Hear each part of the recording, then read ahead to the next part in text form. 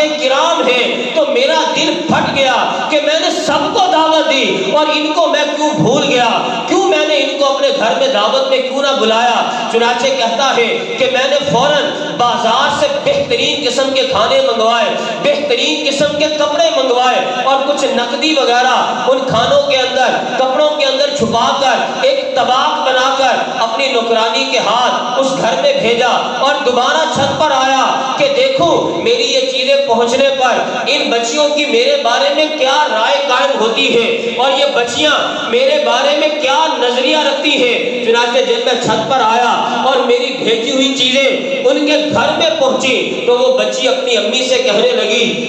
امی جان ہم یہ کھانا کیسے کھا لے جبکہ بھیجنے والا یہودی, بھیجنے والا مجوسی ہے, بھیجنے والا آگ کی پوجا کرنے والا ہے, آتش پرست ہے, ہم اس کا کھانا کیسے تناول کر لیں. تو ان کی والدہ کہنے لگی کہ بیٹی یہ اللہ تبارک و تعالیٰ کا بھیجا ہوا رزق ہے, انکار مت کرو اور تناول کر لو. تو وہ سید زادی اپنی ماں سے کہنے لگی میری بات کا یہ مطلب نہیں بلکہ میں تو یہ کہنا چاہتی ہوں کہ ہم یہ کھانا اس وقت تک تناول نہیں کرے گی, اس وقت تک نہیں کھائیں گی جب تک اللہ عز و جل سے اس کے ایمان لانے کے بارے میں دعا نہ کر لے, اس کے اسلام کی دعا نہ کر لے. اب سید زادی نے میرے بارے میں رب کی بارگاہ میں دعا کرنے کے لیے اپنے ہاتھ بلند کیے اور اس نے میرے بارے میں دعا کی کہ یا اللہ اس مجوسی کے دل میں اسلام کی شمع کو روشن کر دے, اس کے دل کو ہدایت کے لیے کھول دے. اور وہ سید زادی دعا کر رہی تھی اور دیگر بہنیں اور ان کی والدہ, دیگر سید زادیاں اس بچی کی دعا پر آمین کہہ رہی تھی.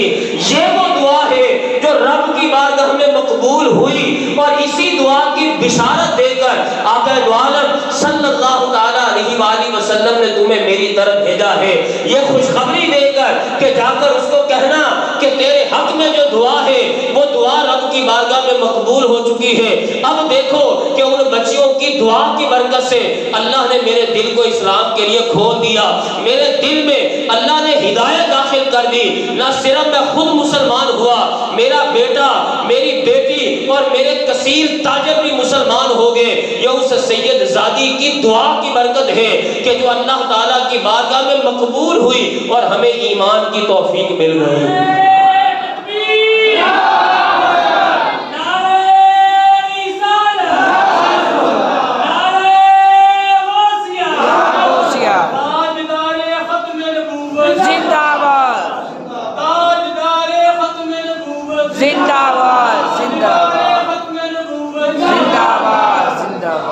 اب یہ شخص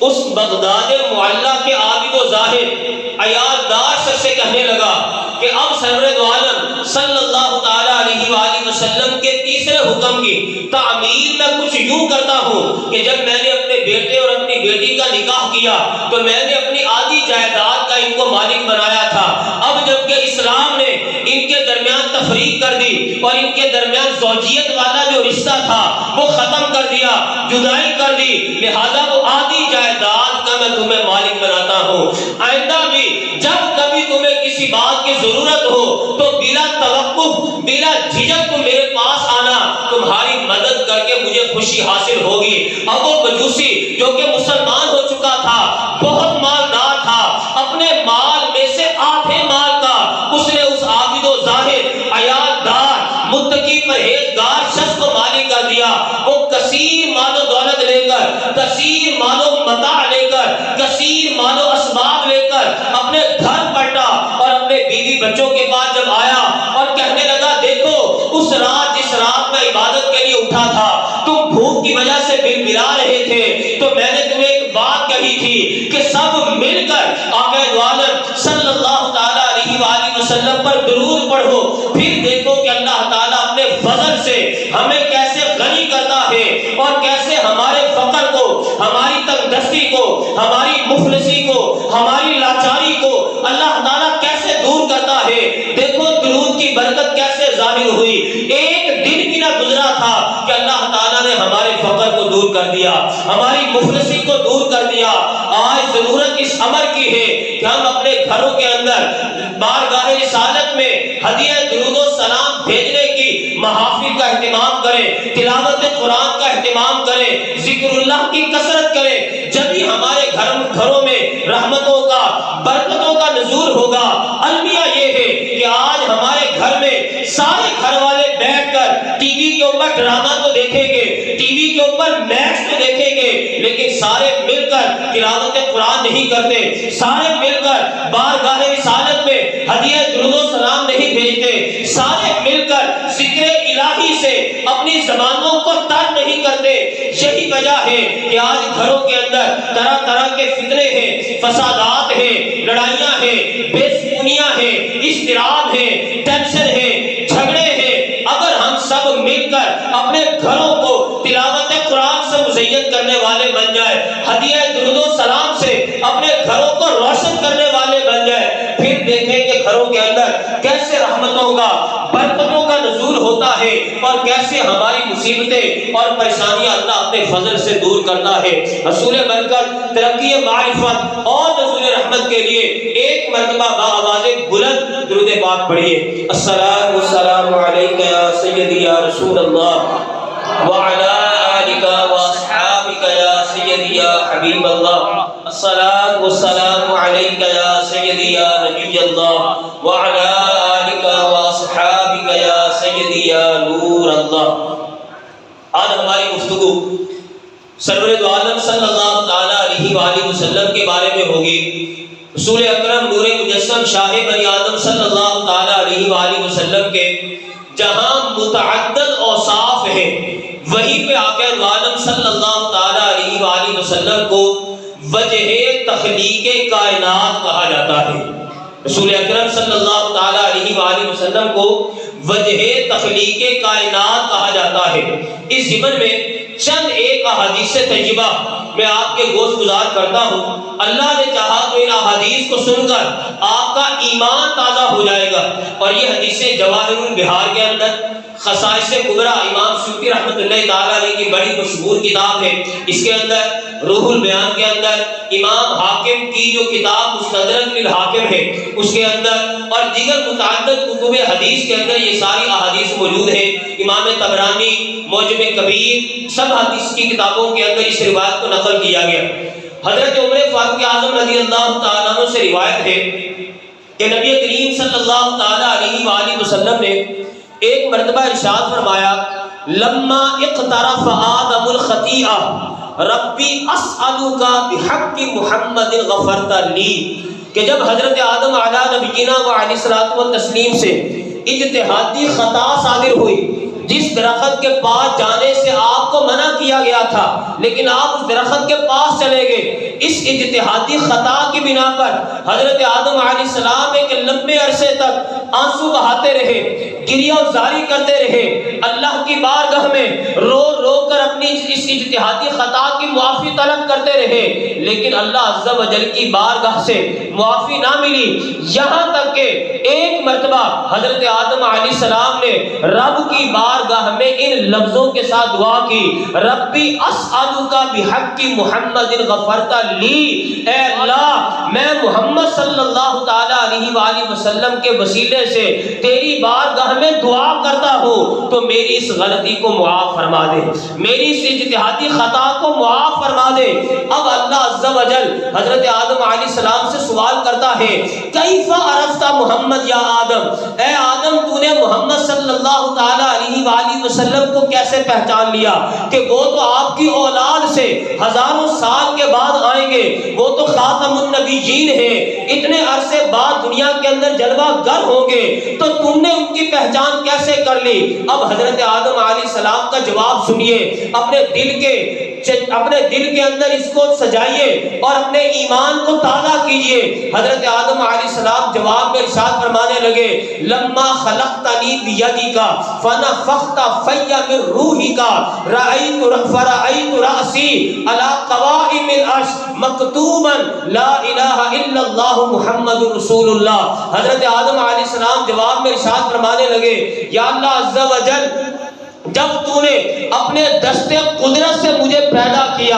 اور میرے اندر روح پھونکی, رفعت راسی تو میں نے اپنے سر کو اٹھایا, فرأیت علی قوائم العرش تو میں نے عرش کے پایوں پر, عرش کے کے ستونوں پر یہ لکھا ہوا پایا لا الہ الا اللہ محمد رسول اللہ، کہ اللہ کے سوا کوئی معبود نہیں اور محمد صلی اللہ تعالی علیہ وآلہ وسلم اللہ کے رسول ہے۔ فعلمت انک لم تضف الی اسمک الا احب الخلق الیک، اس وقت میں نے جان لیا کہ یہ ہستی کوئی معمولی ہستی نہیں، یہ کائنات میں تجھے سب سے زیادہ محبوب ہے، جبھی تو نے اس کا نام اپنے نام کے ساتھ ملایا ہوا ہے۔ فعلمت انک لم تضف الی اسمک الا احب الخلق الیک، احب الخلق الیک کا مطلب کائنات میں سے، مخلوق میں سے سب سے زیادہ محبوب، سب سے زیادہ پسندیدہ یہ ہستی ہے، جبھی تو نے ان کا نام اپنے نام کے ساتھ ملایا ہے۔ اب جب حضرت آدم علیہ السلام نے یہ بات ارشاد فرمائی تو اللہ تبارک و تعالیٰ نے ارشاد فرمایا صدقت یا آدم، اے آدم تو نے بالکل ٹھیک کہا کہ یہ ہستی مجھے کائنات میں سب سے محبوب ہے، یہ ہستی مجھے کائنات میں سب سے پسندیدہ ہے، جبھی ان کا نام میں نے اپنے نام کے ساتھ ملایا ہے۔ اما اذا سألتنی بحقہ فقد غفرت لک، بہرحال اب جب کہ تو نے ان کے وسیلے سے میری بارگاہ میں سوال کیا ہے، دعا کی ہے، اے آدم علیہ السلام میں تیری اس غلطی کو معاف فرماتا ہوں۔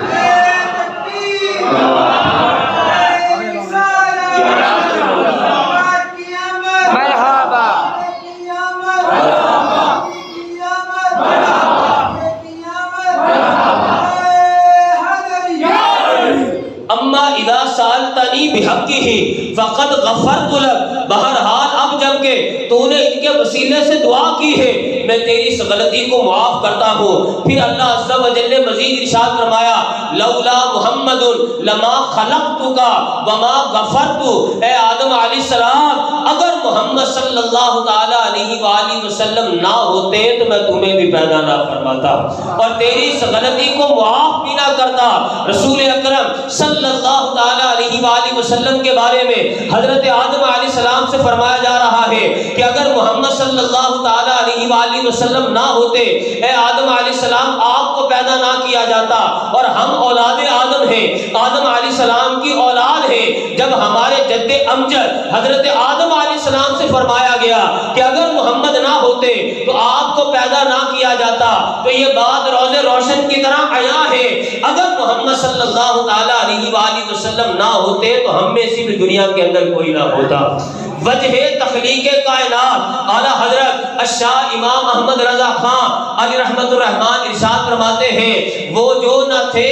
کچھ نہ تھا، وہ جو نہ ہو کچھ نہ ہو، جان ہے وہ جہان کی، جان ہے تو جہان ہے۔ اب آئیے دیگر احادیث کی طرف بڑھتے ہیں۔ رسول اکرم صلی اللہ تعالی علیہ وآلہ وسلم نے متعدد احادیث کے اندر احادیث قدسیہ کو بیان کیا۔ احادیث قدسیہ ان احادیث کو کہتے ہیں کہ جس کے لفظ تو آقا عالم صلی اللہ تعالی علیہ وآلہ وسلم کے ہوتے ہیں، لیکن ان احادیث کا جو مفہوم ہوتا ہے، ان کا جو مضمون ہوتا ہے، وہ رب کائنات عز و جل کی جانب سے ہوتا ہے۔ ان احادیث کو احادیث قدسیہ کہا جاتا ہے۔ 6-7 احادیث قدسیہ وہ میں آپ کے سامنے اسی مضمون کے حوالے سے بیان کرتا ہوں۔ رسول اکرم صلی اللہ تعالی علیہ وآلہ وسلم ارشاد فرماتے ہیں کہ اللہ تبارک و تعالی ارشاد فرماتا ہے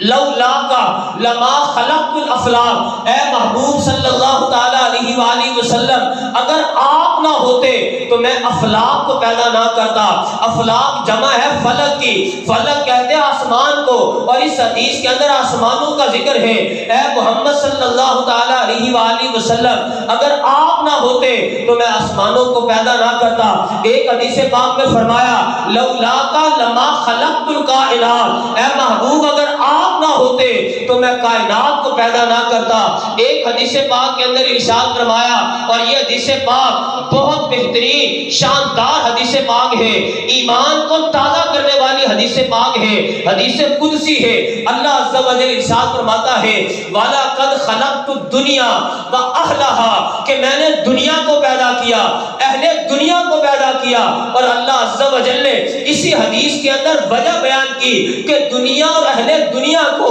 اللہ نے کیوں پیدا کیا۔ اللہ عز و جل ارشاد فرماتا ہے لِأُعَرِّفُهُمْ کرامت